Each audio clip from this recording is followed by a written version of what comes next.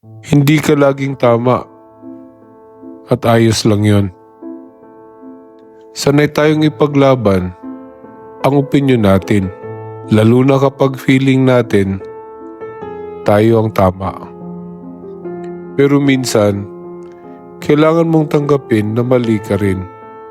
Hindi dahil mahina ka, hindi dahil talunan ka, kundi dahil hindi mo kontrolado lahat ng pananaw. At ang tunay na matalino, hindi yung laging tama, kundi yung marunong tumanggap kapag mali.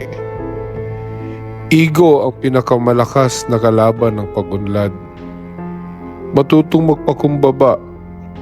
Mas nakakatakot ang taong ayaw matuto kaysa taong nagkamali pero handang itama. Ako si Maskara. Hindi mo man ako kilala, pero naiintindihan kita. Kung may natamaan, baka panahon na para gumising.